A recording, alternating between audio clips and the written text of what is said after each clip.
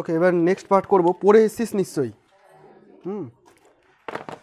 আজকে আজকে যেটা শুরু করবো সেটা হচ্ছে পাস্কালের সূত্র, পাস্কালস ল। খুব ইম্পর্টেন্ট একটা সূত্র, অ্যাপ্লিকেশন প্রচুর পাস্কালের লয়ের। যা যা আমরা কনসেপ্ট শিখলাম সেই কনসেপ্টগুলোকেও কাজে লাগাবো, আর পাস্কালের সূত্রটাও দেখব।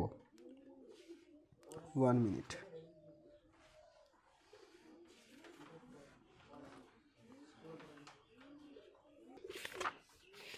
নোটটা খোলা রাখিস। হ্যাঁ, দেখ, বের করে নে পাস্কালের সূত্র।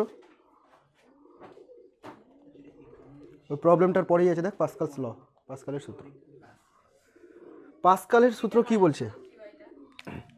পাস্কালের সূত্র, এই সূত্রটা এরকম বলতে চাইছে যে কোনো একটা আবদ্ধ পাত্র আছে, মনে কর আবদ্ধ পাত্র বলতে তুই ধরে নিয়ে এরকম একটা বল নিয়েছিস, ভেতরটা ফাঁকা, ঠিক আছে, এবং এই ভেতরে তুই কোনো একটা লিকুইড ভরে দিয়েছিস, মনে কর জলই আছে, ইমাজিন করে নে যে এর মধ্যে তুই কোনো একটা লিকুইডকে ছেড়ে দিয়েছিস।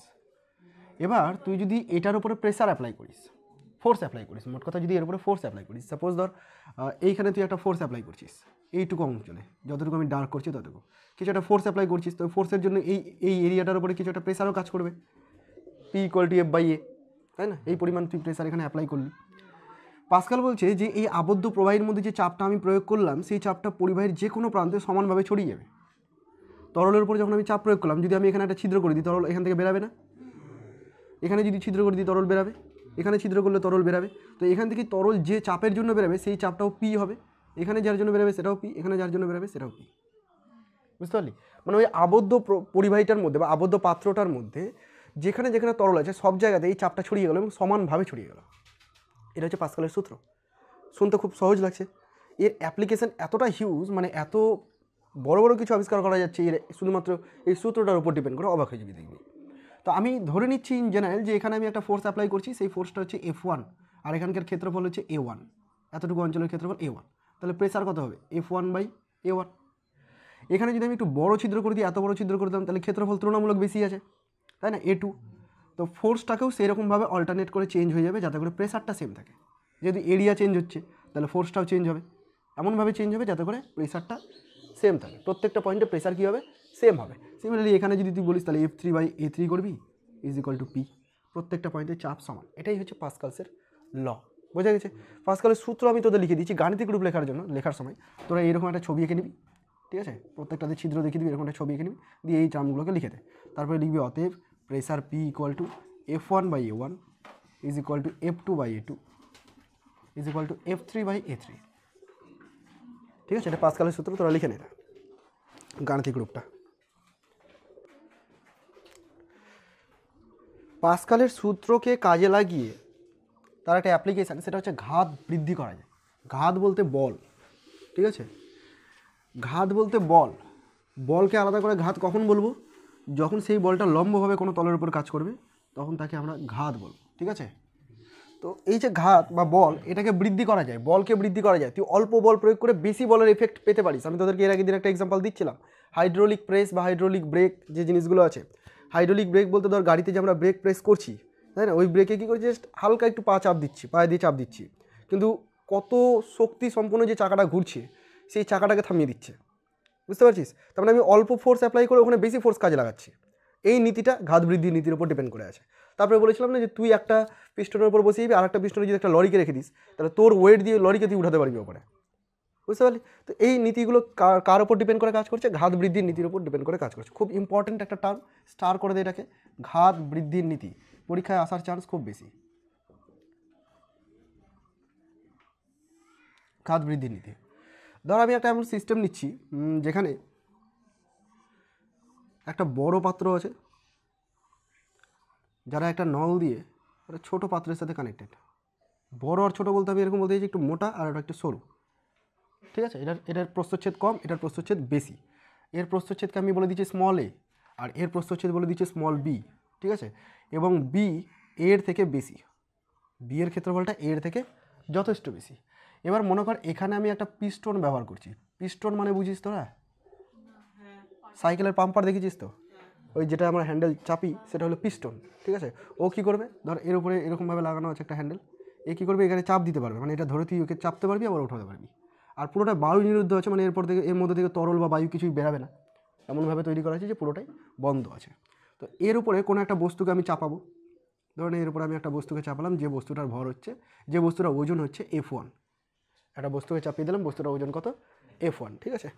তো যখন এখানে আমি F1 ফোর্স দেবো, F1 বল প্রয়োগ করব এই ক্ষেত্রফলের উপর, এখানে একটা প্রেসার কাজ করবে না, সেই প্রেসারটা কত, F1/A, এটা হচ্ছে এই তরলটার উপর এই ফোর্সটা কাজ করবে।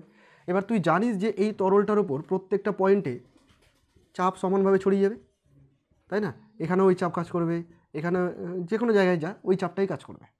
তো আমি এখানে আরেকটা পিস্টন নিচ্ছি, তুলনামূলক বড় পিস্টন, যার ক্ষেত্রফল কত, যার ক্ষেত্রফল হচ্ছে B, বুঝতে পারলি। তাহলে এইখানে যে উপরের দিকে একটা ফোর্স কাজ করবে, সেই ফোর্সটাকে যদি আমি F2 বলি, অবশ্যই আলাদা ফোর্স কাজ করবে, কারণ ক্ষেত্রফল চেঞ্জ হয়ে গেছে, চাপকে যদি সমান থাকতে হয় তাহলে ফোর্সটাকেও চেঞ্জ হয়ে যেতে হবে, বুঝতে পারছিস নিশ্চয়ই। তাহলে এই জায়গায় আলাদা কিছু একটা ফোর্স কাজ করবে, আমি এই ফোর্সটা বের করতে চাই।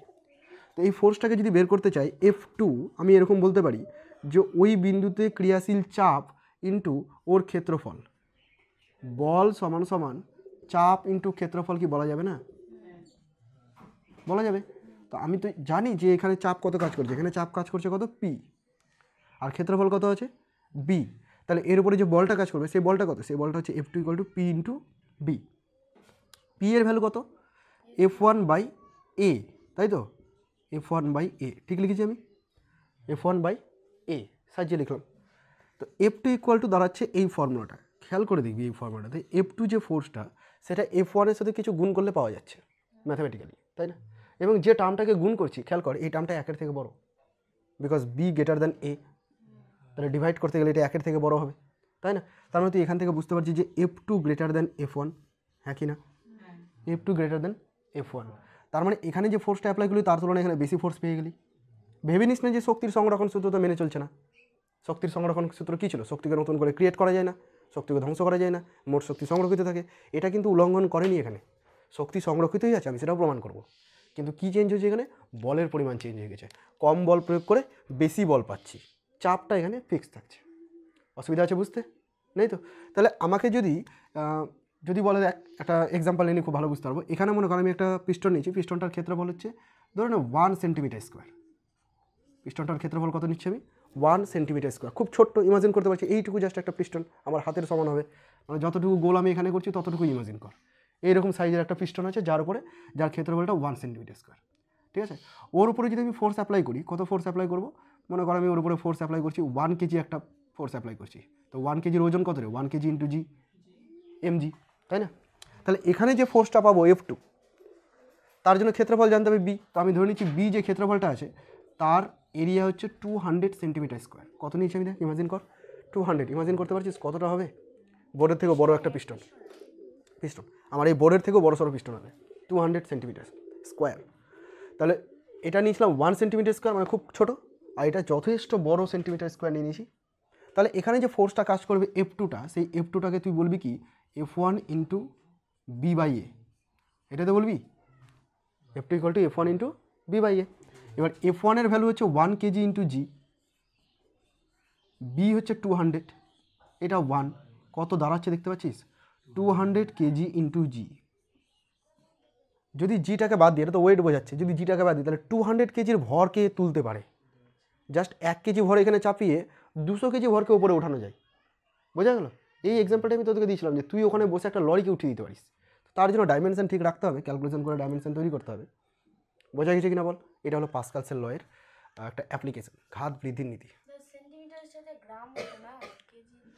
আচ্ছা, আমি এখানে মিটার² যদি নিয়ে নিতাম, তো মিটার² কেটে যেত ওপর নিচে, সেন্টিমিটার² নিচে, তো ওপরে সেন্টিমিটার² কেটেই তো গেল, কোনো ব্যাপারই না। তুই যদি মিটারে কনভার্ট করে দিতে কেটে যেত।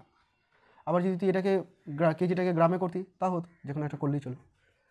অসুবিধা আছে বুঝতে এতটুকু, নেই তো। আচ্ছা, আমি নোটে তো করে দিয়েছি, কিন্তু লিখতে হবে কিছুটা, লেখাগুলো কী লিখবে বলে দিচ্ছি। আচ্ছা, এখানে লিখবি, এই ছবিটা আঁকার পর পুরোটা লেখা আছে, তখন লিখবি যে এ তলে প্রযুক্ত চাপ, একটু দেখে না কোথায় কি লিখবি, এ তলে প্রযুক্ত চাপ P = এটা, প্রথম লাইন হয়ে গেল, ঠিক আছে। তারপরে কি লিখবি, পাস্কালের সূত্র অনুযায়ী পাস্কালের সূত্রানুযায়ী আবদ্ধ পাত্রে সর্বত্র চাপ সমান, সর্বত্র চাপ সমান, ঠিক আছে। অতএব বি তলে প্রযুক্ত ঘাত F2 সমান সমান এটা, ঠিক আছে, হয়ে গেল এটা। তারপরে এই জায়গাটায় লিখবি যেহেতু বি গ্রেটার দ্যান এ অতএব F2 গ্রেটার দ্যান F1, হয়ে গেল ঘাত বৃদ্ধি। লেখা বুঝতে পেরেছিস? প্রথমে এটা, তারপরে পাস্কালের সূত্র অনুযায়ী, তারপরে এটা, তারপরে এটা। কোনে চোংটার ক্ষেত্রফল আর পাত্রার ক্ষেত্রফল একই এখানে, কারণ ওই চোংটার ক্ষেত্রফলের মধ্যেই তো পাত্রা ঢুকিয়ে রেখেছি আমি। এই যে প্রস্থচ্ছেদটা, এই প্রস্থচ্ছেদটার ক্ষেত্রফল মানেই তো পিস্টনটার ক্ষেত্রফল, সেমই তো। কোনো ফাঁকা নেই। আচ্ছা এবার দেখ, এরপরে যেটা আছে সেটা হচ্ছে ঘাত বৃদ্ধিতে শক্তির সংরক্ষণ নীতি। আমি শর্টে লিখে দিলাম সংরক্ষণ নীতি। ওই যে তোদের মনে হচ্ছিল না যে শক্তি তো এখানে বেড়ে গেল, কম শক্তি অ্যাপ্লাই করে বেশি শক্তি পেয়ে যাচ্ছি। আমি কম শক্তি অ্যাপ্লাই করে বেশি শক্তি পাচ্ছি না, শক্তির পরিমাণটা ফিক্সড আছে। এখানে যে পরিমাণ শক্তি খরচ করেছি ঠিক সেই পরিমাণ শক্তি এখানে ব্যয় হয়েছে। এটা প্রুভ করবো ম্যাথমেটিক্যালি কী করে প্রুভ করা যায়। দেখ, এই পিস্টনটার নাম হচ্ছে পি পিস্টন, এই পিস্টনটার নাম হচ্ছে কিউ পিস্টন, ঠিক আছে। ছবি এটাই, মানে প্রথমে যেটা ছবি এঁকেছিলাম সেটাই। এই থিওরিটাতে আমি ছবি এঁকে আলাদা করে, আগের ছবিটা এটা, এটা পি পিস্টন, এটা হচ্ছে কিউ পিস্টন, ঠিক আছে। এবার তুই দেখলি যে এই জায়গাটাতে পাস্কালসের সূত্রে অ্যাপ্লাই করে এখানে যে চাপটা বেরোলো পি, সেই চাপটা হচ্ছে F1/A, এটা পেয়েছিস। আর এখানে যে চাপটা বের করলি সেটা হচ্ছে F2/B, তাই না? বা তোরা এরকম দেখলি যে F2 সমান সমান হচ্ছে B/A ইন্টু F1, এটা তোরা দেখলি এত দূর পর্যন্ত। ওকে, আমি ধরে নিচ্ছি যে যখন এর উপর আমি ফোর্স অ্যাপ্লাই করলাম তখন এই পিস্টনটা এত দূর পর্যন্ত নেমে গেল, ঠিক আছে, এত দূর পর্যন্ত এই পিস্টনটা নেমে গেল। বুঝতে পারছিস তো কতটুকু ডিস্টেন্স নেমে গেল? এক্স ডিস্টেন্স নেমে গেল, ঠিক আছে। কিউ চোঙে কতটুকু নেমে গেল? এক্স ডিস্টেন্স পিস্টনটা নিচে নেমে গেল এই ভারের জন্য। তাহলে এখানে এটা ভারের জন্য উপরে উঠে যাবে, এটা যখন এদিক থেকে চাপ দিচ্ছে তাহলে এটা পাম্পের মতো উপরে উঠে যাবে। বুঝতেই পারছিস, ইমাজিন করতেই পারছিস। তো আমি ধরে নিচ্ছি যে এটা কতটুকু উঠলো, এটা হচ্ছে ওয়াই ডিস্টেন্স উপরে উঠে গেল। এটা কতটুকু উপরে উঠলো? এটা হচ্ছে ওয়াই ডিস্টেন্স, এই যে ডিস্টেন্সটা সেটা হচ্ছে ওয়াই। তাহলে কিউ চোঙে এক্স ডিস্টেন্স নিচে নামলো আর পি চোঙে ওয়াই ডিস্টেন্স ওপরে উঠলো, ঠিক আছে। তো আয়তনের পরিবর্তন হলো তো এখানে কিছু একটা, আয়তনের পরিবর্তন হলো। যেহেতু তরলটা অসংনম্য, অসংনম্য মানে কম্প্রেস করা যায় না, তাই না? তো যতটুকু আয়তনের পরিবর্তন এখানে হলো ঠিক ততটুকু আয়তনের পরিবর্তন এখানে হবে। আর তুই বুঝতে পারছিস যে দেখ প্র্যাকটিক্যালি এটা বোঝা যাচ্ছে কিনা, এখানে যতটা হাইট নামবে এখানে ততটা হাইট উঠবে না, আয়তনটাকে কনস্ট্যান্ট থাকতে হবে। তাহলে আমি অল্প বল প্রয়োগ করে বেশি বল পাচ্ছি ঠিকই, তবে খুব বেশি ওঠাতে পারছি না, একটু উঠাতে পারছি, সামান্য জাস্ট উঠাতে পারছি। বুঝতে পারলি? তাহলে আমাকে এখানে উঠাতে গেলে আরও এখানে বেশি বল প্রয়োগ করতে হবে, আরও বেশি উঠে যাবে, হয়েছে? তো আমি যদি আয়তনের দিক থেকে দুজনকে সমান করি তাহলে এই কিউ চোঙে যে আয়তনের পরিবর্তন হলো, কিউ চোঙে আয়তনের পরিবর্তন, সেটাকে আমি লিখব এ ইন্টু এক্স। পারবো লিখতে? কিউ চোঙে আয়তনের পরিবর্তন আমি কি লিখব? Q into a into x. আর পি চোঙে আয়তনের পরিবর্তন কত লিখব? B into y. এটা তোরা নোটে লিখ। দেখো যেটা লেখা আছে, কিউ চোঙটিতে তরলের আয়তন হ্রাস সমান সমান পি চোঙটিতে তরলের আয়তন বৃদ্ধি, লেখা আছে। ওর নিচে বা দিয়ে এটা লিখ, অতএব বা a x equal to b y. হলো? ব্যাস, এখান থেকে তুই একটা রিলেশন তৈরি করে রাখতে পারিস যে এ বাই বি মানে হচ্ছে এক্স বাই ওয়াই, বা এরকমও রেখে দিতে পারিস। পরে কোনটা কাজে লাগবে আমি দেখব, পরের ব্যাপার। Y by x, a by b equal to y by x, ঠিক আছে। এতদূর পর্যন্ত হয়ে গেল। এবার কিউ চোঙে এই তরলটা নামার জন্য কতটা শক্তি ব্যয় হলো, শক্তি ব্যয় হলো বলতে কতটা কৃতকার্য হলো, ঠিক আছে। তাহলে আমি প্রথমে বের করবো যে কিউ চোঙে কৃতকার্য, কিউ চোঙে কৃতকার্য, কিউ চোঙে কৃতকার্য, কৃতকার্য বের করছি মানে কিন্তু আমি শক্তি বের করছি, শক্তির পরিবর্তন বের করছি। কিউ চোঙে কতটুকু কৃতকার্য হবে? ফোর্স ইন্টু ডিসপ্লেসমেন্ট, একই না? Force into displacement. একই রকমভাবে পি চোঙে কৃতকার্য কত হবে? পি চোঙে কৃতকার্য হবে ফোর্স ইন্টু ডিসপ্লেসমেন্ট। কমপ্লিট কর, দেখ লিখে যাচ্ছে সব কিছু। ছোট পিস্টনের উপর কৃতকার্য, ছোট পিস্টন বলতে এটা, ঠিক আছে, এটার উপর কৃতকার্য F1 ইন্টু এক্স। বড় পিস্টনের উপর কৃতকার্য মানে এটা, তো এটা হচ্ছে F2 ইন্টু ওয়াই। হলো এতটুকু? আচ্ছা, এবার এই টার্মটাকে এখন আমি রিপ্লেস করব। কীভাবে? দেখ, F2 মানে হচ্ছে F1 ইন্টু বি বাই এ, জানি তো রে? F2 মানে কি? F1 ইন্টু বি বাই এ। আবার এখান থেকে ওয়াইটাকেও তুই বের করতে পারবি। ওয়াই কোথা থেকে বের করবি? ওয়াই এখান থেকে বের কর না। Y equal to a x by b, তাই না? এটাকে 1 নাম্বার দিয়ে দিলাম, এটাকে 2 নাম্বার দিয়ে দিলাম। তাহলে ওয়াইয়ের জায়গায় লিখবো আমি এ এক্স বাই বি, ব্র্যাকেটে লিখে দে 1 ও 2 থেকে পাই, 1 ও 2 থেকে পাই। বুঝতে পারলি? দেখ সব যদি কাটাকাটি করিস কি আসছে? F1 ইন্টু এক্সই আসছে, আলাদা কিছু আসলো? তাহলে যা কৃতকার্য ছোট পিস্টন হয়েছে সেই কৃতকার্য কিন্তু বড় পিস্টনে হলো, তার মানে দুজন সেম সেম হচ্ছে। অর্থাৎ কৃতকার্যের দিক থেকে কিন্তু আমি কোনো রকম গেন পাচ্ছি না, বৃদ্ধি করতে পারিনি কোনো কিছু, অর্থাৎ শক্তি সংরক্ষিত থাকে। অতএব শক্তি সংরক্ষিত থাকে, ঘাত বৃদ্ধির নীতিতে শক্তি সংরক্ষিত থাকে। বল এবার কার কি কোশ্চেন আছে? অনিন্দিতা বল। না না আছে কিছু একটা বল, কি বলতে চাইছিস তুই? মুখ খোল, আমি বুঝিয়ে যাবো। মানে এর আগে যেটা তুমি বললা যে কৃষ্ণের ক্ষেত্রফল এ আর বি, তাহলে কিউ আর পি হলো, তাহলে ওইখানটাতে ক্ষেত্রফল এ আর বি আছে, ক্ষেত্রফলের কোনো চেঞ্জ করিনি আমি, নাম দিলাম যে এটা হলো কিউ চোং আর এটা হলো পি চোং। কিউ চোঙের ক্ষেত্রফলটা এই আছে আর পি চোঙের ক্ষেত্রফলটা বি আছে। পুরো ওয়ার্ড লাইনগুলো শুনবি যখন আমি বলবো, কমপ্লিট করে নে। আচ্ছা এর পরেরটা দেখ, হাইড্রোলিক প্রেস। হাইড্রোলিক প্রেস একটা ডিভাইস, একটা ইনস্ট্রুমেন্ট, ঠিক আছে, যেটা পাস্কালসের লয়ের উপর ডিপেন্ড করে তৈরি, ঘাত বৃদ্ধির নীতিকে কাজে লাগানো হয়েছে। তো এই হাইড্রোলিক প্রেস এর কার্যনীতিটা যদি আমরা পড়ে নিই, তাহলে হাইড্রোলিক ব্রেক, হাইড্রোলিক লিফট সবার কার্যনীতি পড়া হয়ে গেল। বুঝতে পারলি? হাইড্রোলিক লিফট, হাইড্রোলিক ব্রেক এদের সবাইকে একত্রে হাইড্রোলিক প্রেসই বলা হয়। ঠিক আছে, প্রেস মানে ওখানে প্রেসার দেওয়া হচ্ছে, সেই সেন্সে প্রেস বলা হচ্ছে। তো হাইড্রোলিক প্রেসের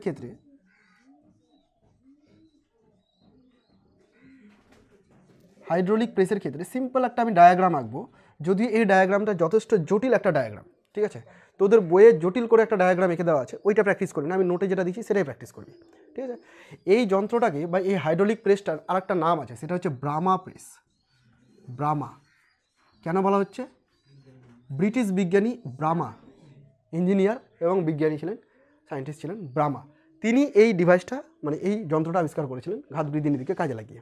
ঠিক আছে, তো তার নাম অনুসারে এটাকে ব্রামা প্রেসও বলা হয়। যন্ত্রটা কেমন সিম্পলি যদি আমি দেখিয়ে রাখুন, এখানে একটা বড় পিস্টন থাকবে, এই জায়গাটা একটা বড় পিস্টন থাকবে। বড় পিস্টন বলতে যার ক্ষেত্রফলটা বেশি, এখানে একটা বড় পিস্টন থাকবে।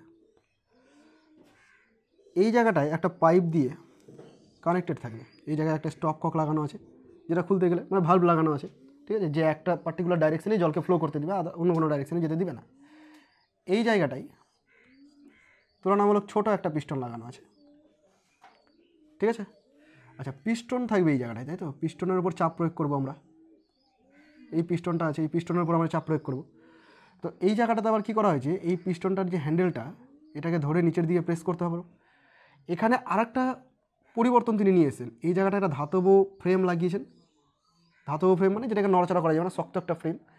আর এই জায়গায় একটা লিভার লাগিয়ে দিয়েছেন। লিভার পড়েছিস তোরা? প্রথম শ্রেণীর লিভার, দ্বিতীয় শ্রেণীর লিভার, তৃতীয় শ্রেণীর লিভার। আর এই পয়েন্টটাকে ফিক্সড রেখেছেন, বুঝতে পারলি? ধর আমি এই পয়েন্টটাকে ফিক্সড রাখলাম, ছবির সাথে একটু নাম ম্যাচ করতে পারে, মোটামুটি এই জায়গাটা বুঝ, তারপরে তোরা বইয়ের ছবির সাথে মিলাবি। এই যে লিভারটা, এটা হলো দ্বিতীয় শ্রেণীর লিভার। দ্বিতীয় শ্রেণীর লিভার মানে হচ্ছে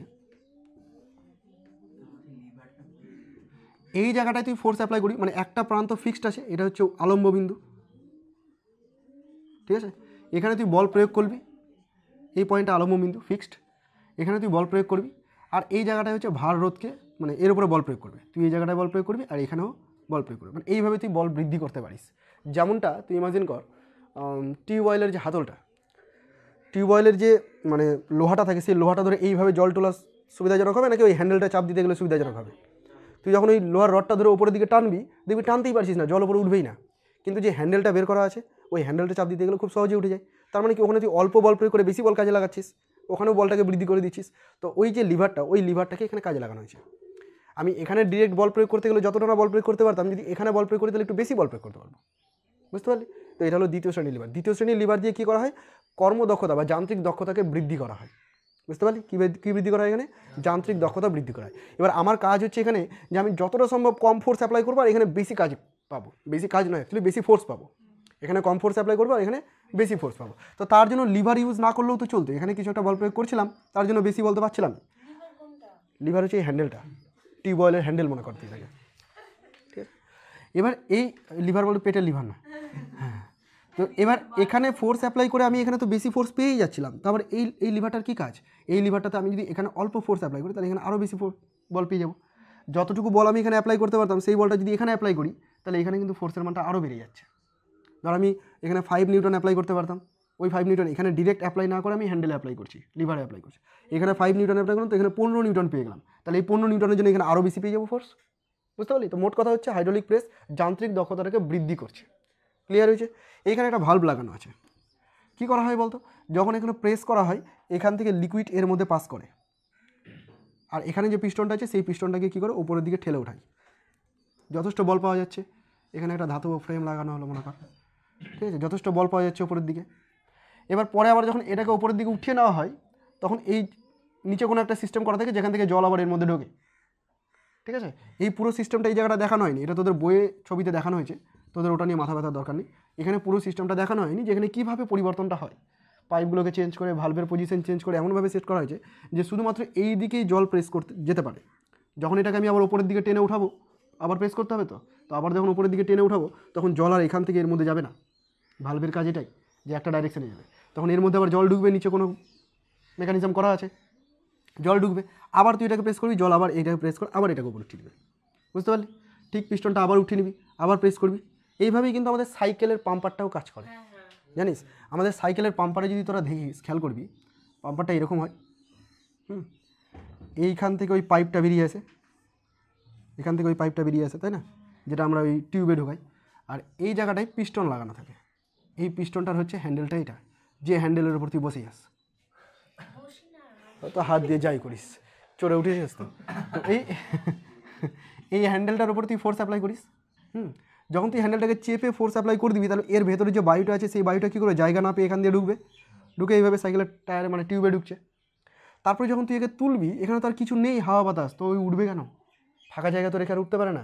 দেখবি, খেয়াল করবি এই সব জায়গাটা ছোট্ট ছিদ্র করা থাকে, একদম ছোট্ট একটা ছিদ্র করা থাকে, হয় এগুলোতে থাকে না হয় এগুলোতে থাকে, কোনো এক জায়গাতে একটা ছোট্ট ছিদ্র থাকবে, বুঝতে পারলি?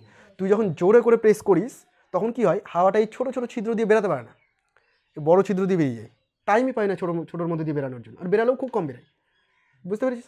কিন্তু যখন তুই ওপরের দিকে উঠাবি তখন হাওয়া তো আর এখানে নেই, ঢোকার মতো হাওয়া এই ছিদ্রগুলোই আছে, এই ছিদ্রগুলো দিয়ে হাওয়া এর মধ্যে ঢুকে গেল, আবার প্রেস করে দিলি সেই হাওয়াটাকে আবার নিয়ে চলে গেল।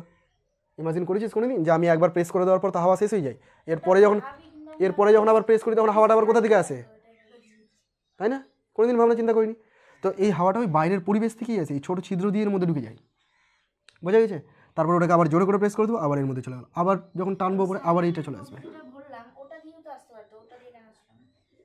এর ভিতরে যে নজলটা তৈরি করা থাকে না, সাইকেলের টিউবের যে নজলটা থাকে, ওই নজলটার গঠনও কিছু পরিবর্তন আছে, রাবার দিয়ে একটা নজল তৈরি করা হয় না, খুলে দেখেছিস তো কোনোদিন? ভেতরে রাবার থাকে কেন? এমনি নর্মাল একটা সিম্পল পাইপ দিলেই তো হতো, সিম্পল পাইপ দিতে গেলে তুই যেটা বলছিস সেটা হতো, ওই হাওয়াটা আবার টেনে চলে যেত, তখন একটা রাবারের মানে বন্ধ করা আছে মুখ, ভালভের মতো কাজ করছে, ওই ভালভ আর ওদিকে যেতে দেবে না।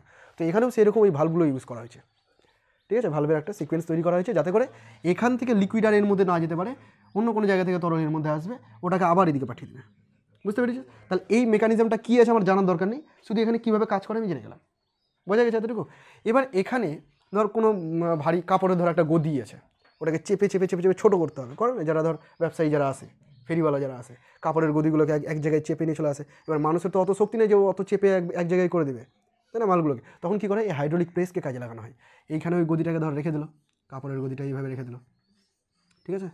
এবার এই কী করছে, ওর উপরে প্রেস দিচ্ছে, প্রেসার দিচ্ছে, যতটা ফোর্স আমি দিতে পারতাম তার থেকে বেশি ফোর্স এখানে আমি কাজে লাগাতে পারছি, তাহলে ওটা অনেক বেশি কম্প্রেস হয়ে যাচ্ছে, বোঝা গেল? তো এই মেকানিজমটাই কাজ করছে। এবার তুই এখানে গাড়ি বসিয়ে দিতে পারিস, হাইড্রোলিক প্রেস ওই গাড়িটাকে ওপরের দিকে উঠিয়ে দিচ্ছে, তুই এটাকে লিফটের মতো কাজে লাগাতে পারিস, হাইড্রোলিক লিফট ওপরের দিকে উঠিয়ে নিচ্ছে, যেমন খুশি তেমন করতে পারিস। তুই এটাকে ব্রেকে কাজে লাগাতে পারিস, যে ওখানে আমি কম ফোর্স অ্যাপ্লাই করছি, এই যে লিভারের উপর আমি পা দিয়ে চাপ প্রয়োগ করছি, আর সেই ফোর্সটা গিয়ে এখানে ধর চাকার সাথে কি কোনোরকমভাবে কম্বিনেশন তৈরি করা আছে, সেখানে গিয়ে চাকার উপরে ফোর্স অ্যাপ্লাই করছে, বোঝা যাচ্ছে তো? এইটা হচ্ছে হাইড্রোলিক প্রেস। আমি জাস্ট ছবি এঁকে বোঝালাম, ওখানে পুরোটা লিখে দেওয়া আছে কীভাবে কী লিখতে হবে, হাইড্রোলিক প্রেসের মধ্যে কী কী লিখতে হবে সব কিছু লিখে দেওয়া আছে। ছবিটাকে তোরা প্র্যাকটিস করবি, কোথায় কী নাম দেওয়া আছে সেগুলোও প্র্যাকটিস করবি, ঠিক আছে? কার্যপ্রণালীর মধ্যেও বলে দেওয়া আছে। উৎপন্ন ঘাতের এই জায়গাটা একটু দেখে নে।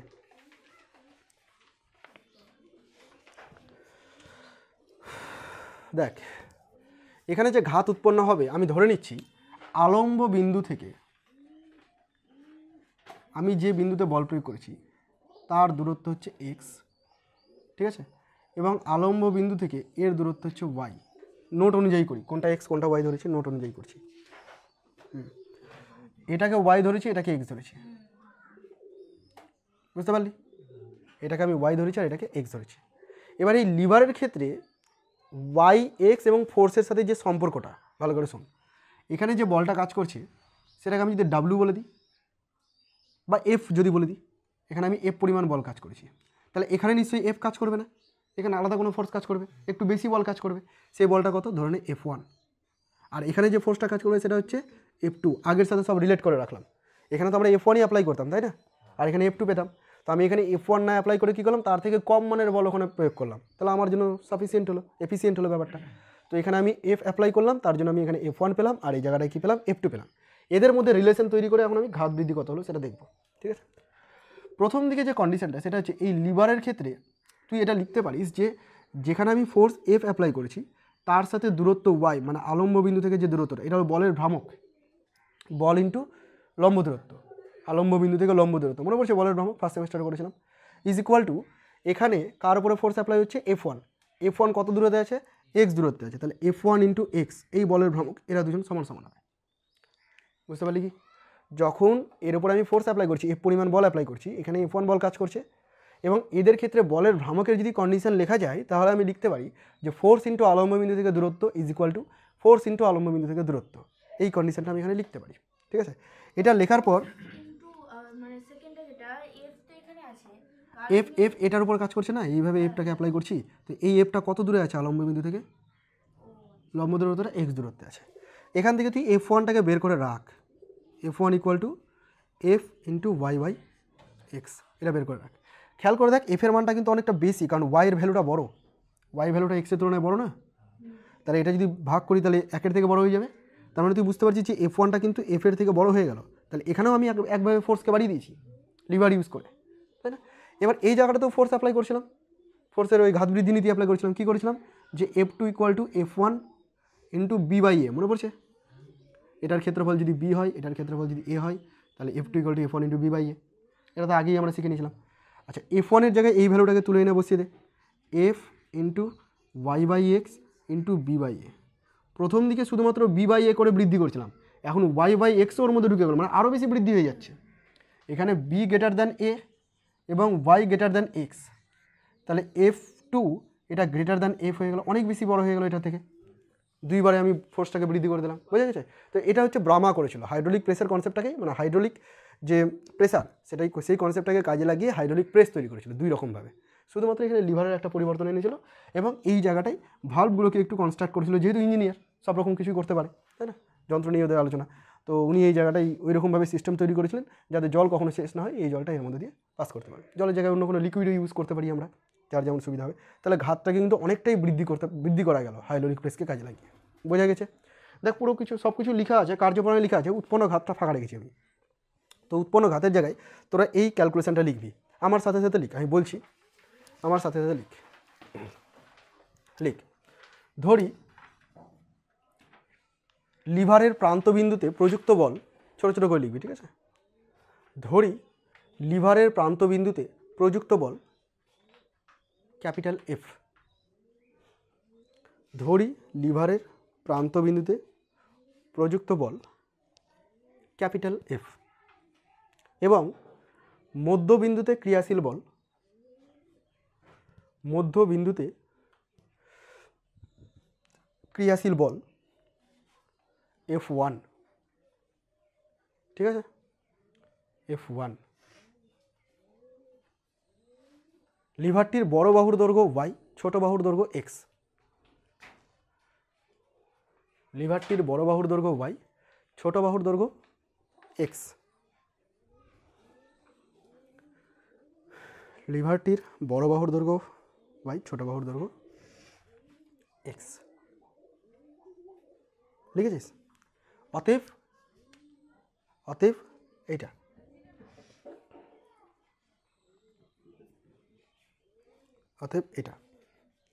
এটা লিভারের নীতি অনুযায়ী আমরা লিখলাম। অতএব f into y equal to F1 into x. ঠিক আছে, এত দূর পর্যন্ত লিখ।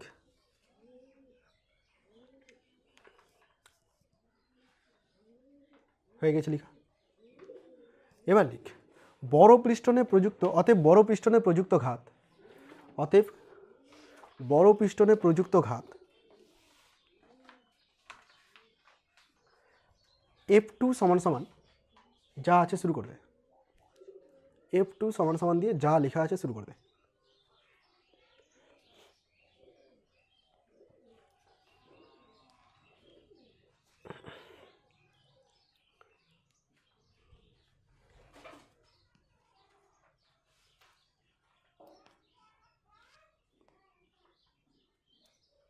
যা লেখা আছে শুরু করলি। আচ্ছা এবার এগুলো লিখে নিয়েছিস পুরোটাই। আচ্ছা এবার এর পরে লেখা আছে দেখ যে যান্ত্রিক সুবিধা, মানে হাইড্রোলিক প্রেস এই যন্ত্রটাতে যান্ত্রিক সুবিধা কতটা হলো সেটা এবার বের করবো। ঠিক আছে, যান্ত্রিক সুবিধা, যান্ত্রিক সুবিধা কী করে বের করতে হয় দেখ। যান্ত্রিক সুবিধা মানে এই রাশিটাকে মেজার করা হয় এরকমভাবে দুটো রাশির অনুপাত দিয়ে। কোন দুটো রাশির অনুপাত? যে আমি কতটা ফোর্স অ্যাপ্লাই করলাম এবং আলটিমেট কতটা ফোর্স পেলাম, তার যে রেশিওটা, এটা হলো যান্ত্রিক সুবিধা। খেয়াল করে দেখ F2 যত বেশি হবে যান্ত্রিক সুবিধা তত বেশি হবে, স্বাভাবিক। এখানে যত বেশি ফোর্স আমি তৈরি করতে পারবো ততই তো আমার যান্ত্রিক সুবিধা বেশি হচ্ছে, তাই না?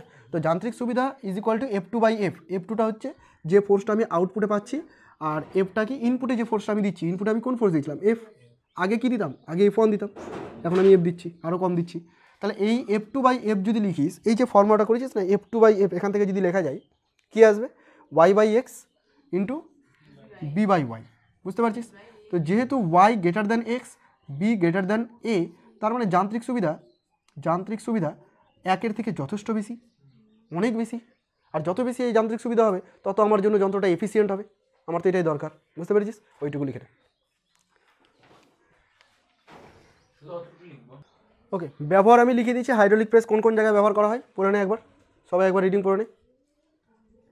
তুলো, কাপড়, কাগজ, পাট প্রভৃতির গাঁটকে চাপ দিয়ে আয়তনে ছোট করার জন্য হাইড্রোলিক প্রেস ব্যবহার করা হয়। তৈলবীজ থেকে তেল নিষ্কাশন করার জন্য অনেক বেশি প্রেসার প্রয়োজন পড়ে, সেখানে ব্যবহার করা হয়। লোহা ইস্পাত দণ্ডের শক্তি পরীক্ষার জন্য হাইড্রোলিক প্রেস চেপে চেপে ব্যবহার করা হয়, যে কতটা শক্তি গ্রহণ করতে পারছে, নিতে পারছে।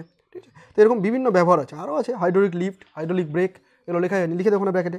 হাইড্রোলিক লিফট, হাইড্রোলিক ব্রেক, এগুলোতে ব্যবহার করা হয়। লেখা বোঝা যাচ্ছে না? হাইড্রোলিক লিফট, হাইড্রোলিক ব্রেক, এগুলোতে ব্যবহার করা হয়।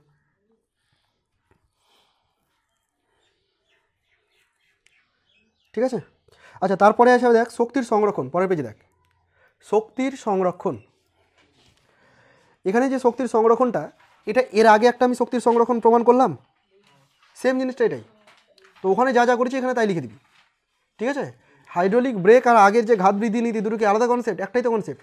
এখানে শুধু কী করা হয়েছে, লিভারটাকে এক্সট্রা ঢোকানো হয়েছে আর ভালভ ইউজ করা হয়েছে, তাই না? তো তুই এখানে ওরকমভাবে আগের মতোই ধরে নিবি যে ধরে নিই এখানে এক্স দূরত্ব নেমেছে, এক্স তো আর ধরা যাবে না কারণ XY হয়ে গেছে। তাহলে তুই এখানে ধরে নিবি, ধরি এখানে পি দূরত্ব নেমেছে, এখানে কিউ দূরত্ব ওপরে উঠেছে, দিয়ে এখানে কৃতকার্য কত, এখানে কৃতকার্য কত, দিয়ে দুটোকে সেম করবি, মানে আগে যেটা করলাম সেটাই। ঠিক আছে, ওই জায়গাটা এখানে করে দিবি, ফাঁকা জায়গাটায় পূরণ করে দিবি। হয়ে গেছে এতটুকু। হাইড্রোলিক ব্রেক,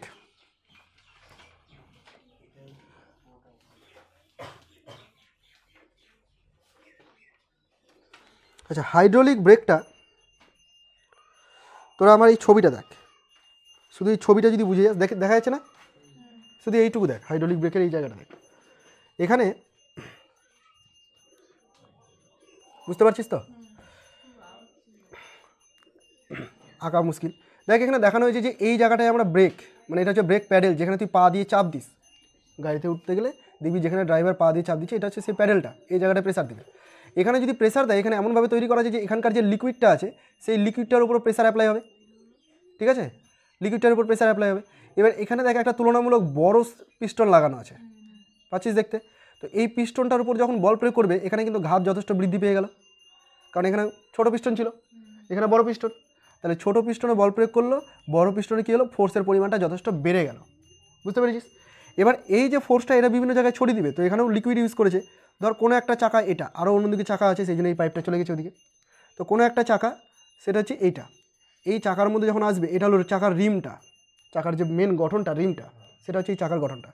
তো এই চাকার মধ্যে ভেতরের দিক থেকে হোক বা সাইড থেকে হোক, বাইকে দেখবি সাধারণত সাইড থেকে ব্রেক প্রেস করা হয়, আর চাকার ক্ষেত্রে মানে বড় বড় বাস, লরি এদের ক্ষেত্রে ভেতর থেকে প্রেস করা হয়, ঠিক আছে? তো ভেতরের দিকে এই যে লিকুইডটা যাচ্ছে, খেয়াল করছিস? এখানে আবার পিস্টন লাগানো আছে না পিস্টন? তো যখন এই পিস্টনের উপর চাপ পড়বে, লিকুইড চাপ দেবে। এবার লিকুইডকে যখন চাপ দিবে, লিকুইড আবার এই পিস্টনগুলোকে চাপ দেবে, তাই তো রে? তো লিকুইড যখন এই পিস্টনগুলোকে চাপ দিবে, এই যে বেল্টগুলো আছে, এই বেল্টগুলো কী হবে, সামনের দিকে এগিয়ে যাবে, তাই না? যখন সামনের দিকে এগিয়ে যাবে তখন এই চাকার তলের সঙ্গে কিন্তু ঘর্ষণ হবে, আর এই ঘর্ষণটাই ওকে থামাবে, বুঝতে পারলি? যত বেশি এখানে চাপ দিব তত তাড়াতাড়ি ওকে থামিয়ে দেবে। এটা হলো হাইড্রোলিক ব্রেকের কাজ। তাহলে হাইড্রোলিক প্রেসকে এইভাবে কাজে লাগানো হচ্ছে, বুঝতে পেরেছিস? অসুবিধা নেই, রিডিং পড়বি শুধু, হ্যাঁ? পরীক্ষাতে এরকম হুবহু দিবে না তোকে ছবি আঁকতে, শুধু বোঝার জন্য। হয়েছে রে? এইটুকু ছিল তোদের স্থির প্রবাহীর পার্ট, এতটুকু স্থির প্রবাহীর পার্ট। এর পরের দিন আমরা করব হচ্ছে গতিশীল প্রবাহী। গতিশীল প্রবাহীতে কী কী পড়বি একটুখানি বলে দিই, তারপরে প্রবলেম সেট 1-এর কিছু প্রবলেম করাবো। গতিশীল প্রবাহীতে পড়বি হচ্ছে প্লবতা, মনে পড়ছে না? সান্দ্রতা, এই টার্মগুলো আছে। আর্কিমিডিসের সূত্র মনে পড়ছে? আর্কিমিডিসের সূত্র, ওই যে স্নান করছিল দিয়ে লাফাতে লাফাতে চলে গেছিলো, গল্পটা ছিল না? ওইটাই, যে সোনার মধ্যে কোনো খাদ মেশানো আছে কি না, সোনার মুকুটের মধ্যে। তো ওই ধরনের ক্যালকুলেশনগুলো আবার ওইখানে আছে। মিশ্র ধাতু, সংকর ধাতুর মধ্যে কোন পদার্থটা কতটা পরিমাণে আছে সেটা পরিমাপ করা যাবে। তো এই ধরনের ক্যালকুলেশনগুলো আমরা পড়ব প্রবাহী তড়িতের মধ্যে, প্রবাহী তড়িৎ বলছি, গতিশীল প্রবাহীর মধ্যে। তো গতিশীল প্রবাহী নাম শুনেই বুঝতে পারছিস গতিশীল থাকবে, তাই তো? এটা পরের দিন আলোচনা করবো।